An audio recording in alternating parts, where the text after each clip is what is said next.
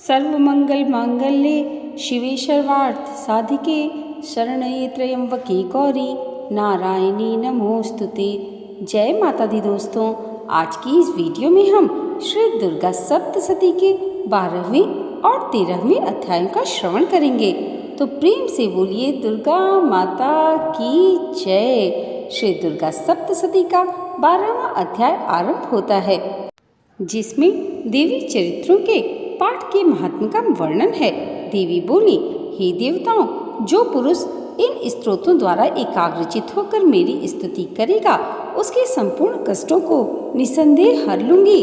मधुकैटभ के नाश, महिषासुर के वध और शुंभ तथा निशुंभ के वध की जो मनुष्य कथा कहेंगे, मेरे महात्म्य को अष्टमी, चतुर्थी व नवमी के दिन एकाग्र चित्त से भक्ति पूर्वक सुनेंगे, उनको कभी कोई पाप न रहेगा। पाप से उत्पन्न हुई विपत्ति भी उनको न सताएगी। उनके घर में दरिद्रता न होगी और न उनको प्रियजनों का बिछोह होगा। उनको किसी प्रकार का भय भी नहीं होगा। इसलिए प्रत्येक मनुष्य को भक्ति पूर्वक मेरे इस कल्याणकारक महात्म्य को सदा पढ़ना और सुनना चाहिए। मेरा यह महात्म्य महामारी से उत्पन्न हुए संपूर्ण उपद्रवों को एवं 3 प्रकार के उत्पातों को शांत कर देता है।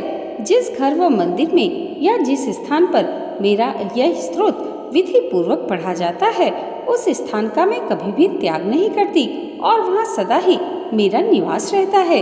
बलिदान, पूजा, होम तथा महोत्सवों में मेरा यह चरित्र उच्चारण करना तथा सुनना चाहिए। ऐसा हवन या पूजन मनुष्य जानकर या बिना जाने करे, मैं उसे तुरंत ही ग्रहण कर लेती हूँ। और शरद काल में प्रत्येक वर्ष जो महापूजा की जाती है, उनमें मनुष्य भक्ति पूर्वक मेरा यह महात्म्य सुनकर सब विपत्तियों से छूट जाता है और धन धान्य तथा पुत्र आदि से संपन्न हो जाता है। और मेरी इस महात्म्य व कथा इत्यादि को सुनकर मनुष्य निर्भय हो जाता है और महात्म्य के श्रवण करने वालों के शत्रु नष्ट हो जाते हैं तथा कल्याण की प्राप्ति होती है और उनका कुल आनंदित हो जाता है। सब कष्ट शांत हो जाते हैं तथा भयंकर स्वप्न दिखाई देना तथा घरेलू दुख इत्यादि सब मिट जाते हैं। बाल गृहों में ग्रसित बालकों के लिए यह मेरा महात्म्य परम शांति देने वाला है। मनुष्यों में फूट पड़ने पर यह भली भांति मित्रता करवाने वाला है। मेरा यह महात्म्य मनुष्यों को मेरी जैसी सामर्थ्य की प्राप्ति कराने वाला है। पशु, पुष्प, अर्घ्य, धूप, गंध, दीपक इत्यादि सामग्रियों द्वारा पूजन करने से, ब्राह्मण को भोजन करा के, हवन करके, प्रतिदिन अभिषेक करके, नाना प्रकार के भोगों को अर्पण करके और प्रत्येक वर्ष दान इत्यादि की जो मेरी आराधना की जाती है और उससे मैं जैसी प्रसन्न हो जाती हूँ, वैसी प्रसन्न मैं इस चरित्र के सुनने से हो जाती हूँ। यह महात्म्य श्रवण करने पर पापों को हर लेता है तथा आरोग्य प्रदान करता है। मेरे प्रादुर्भाव का कीर्तन दुष्ट प्राणियों से रक्षा करने वाला है। युद्ध में दुष्ट दैत्यों का संहार करने वाला है। इसके सुनने से मनुष्यों को शत्रुओं का भय नहीं रहता। हे देवताओं, तुमने जो मेरी स्तुति की है अथवा ब्रह्मा जी ने जो मेरी स्तुति की है, वह मनुष्यों को कल्याणमय बुद्धि प्रदान करने वाला है।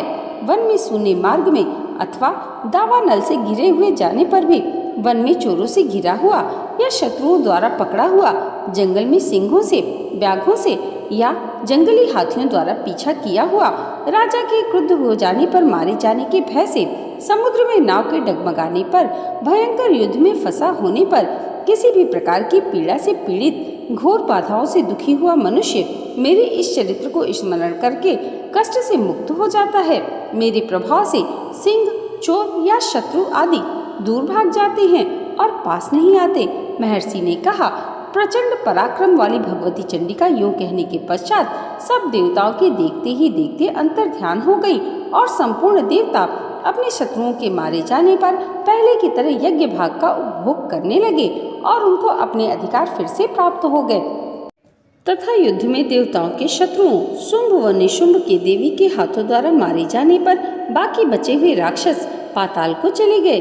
हे राजन, इस प्रकार भगवती अंबिका नित्य होती हुई भी बार बार प्रकट होकर इस जगत का पालन करती हैं, इसको मोहित करती हैं, जन्म देती हैं और प्रार्थना करने पर समृद्धि प्रदान करती हैं। हे राजन, भगवती ही महाप्रलय के समय महामारी का रूप धारण करती हैं और वही संपूर्ण ब्रह्मांड में व्याप्त और वह भगवती समय समय पर महाकाली तथा महामारी का रूप बनाती हैं और स्वयं अजन्मा होते हुए भी सृष्टि के रूप में प्रकट होती हैं। वह सनातनी देवी प्राणियों का पालन करती हैं और वही मनुष्य के अभ्युदय के समय घर में लक्ष्मी का रूप बनाकर स्थित हो जाती हैं तथा अभाव के समय दरिद्रता बनकर विनाश का कारण बन जाती हैं। पुष्प, धूप और गंध आदि से पूजन करके उसकी स्तुति करने से वह धन एवं पुत्र देती हैं और धर्म में शुभ बुद्धि प्रदान करती हैं। यहाँ पर श्री दुर्गा सप्तशती का 12वां अध्याय समाप्त हुआ। प्रेम से बोलिए दुर्गा माता की जय। श्री दुर्गा सप्तशती का अंतिम यानी कि 13वां अध्याय प्रारंभ होता है।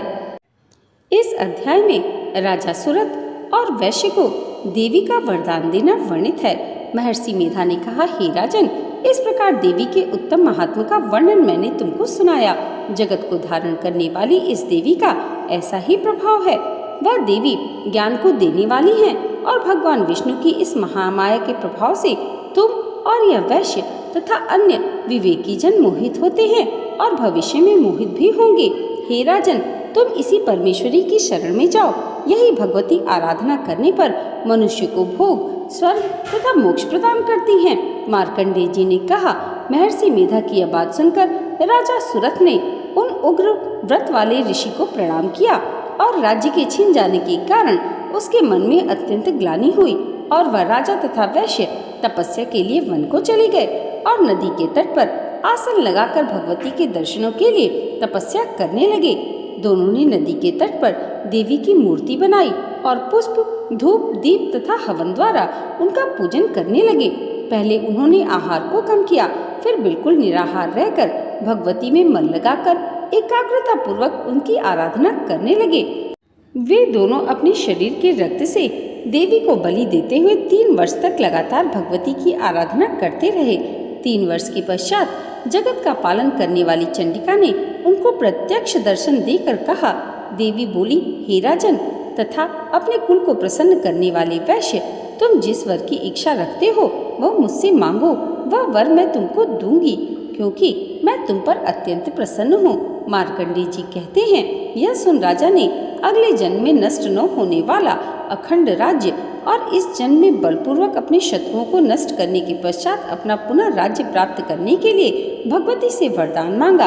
और वैश्य ने भी, जिसका चित्त संसार की ओर से विरक्त हो चुका था, भगवती से अपनी ममता तथा अहंकार रूप आसक्ति को नष्ट कर देने वाले ज्ञान को देने के लिए कहा। देवी ने कहा, हे राजन, तुम शीघ्र ही अपने शत्रुओं को मारकर पुनः अपना राज्य प्राप्त कर लोगे। तुम्हारा राज्य स्थिर रहने वाला होगा। फिर मृत्यु के पश्चात आप सूर्य देव के अंश से जन्म लेकर संवर्णिक मनु के नाम से इस पृथ्वी पर ख्याति को प्राप्त होंगे। हे वैश्य, कुल में श्रेष्ठ आपने जो मुझसे वर मांगा है वह आपको देती हूँ। आपको मोक्ष को देने वाली ज्ञान की प्राप्ति होगी। मार्कंडेय जी कहते हैं, इस प्रकार उन दोनों को मनोवांछित वर प्रदान करके तथा उनसे अपनी स्तुति सुनकर भगवती अंतर ध्यान हो गई और इस प्रकार क्षत्रियों में श्रेष्ठ वह राजा सुरथ भगवान सूर्य देव से जन्म लेकर इस पृथ्वी पर सामरिक मनु के नाम से विख्यात हुए। यहाँ पर श्री दुर्गा सप्तशती का 13वां अध्याय समाप्त हुआ। प्रेम से बोलिए दुर्गा माता की जय। दोस्तों, आज की ये वीडियो अगर आपको अच्छी लगी हो तो कमेंट बॉक्स में जय माता दी ज़रूर लिखिएगा और इसे लाइक और हमारे चैनल पर पहली बार आए हैं तो सब्सक्राइब करना मत भूलिएगा। माँ भगवती की कृपा आप सबके जीवन पर सदैव ऐसे ही बनी रहे, इसी मंगल कामना के साथ मिलते हैं अगले वीडियो में। तब तक के लिए जय माता दी।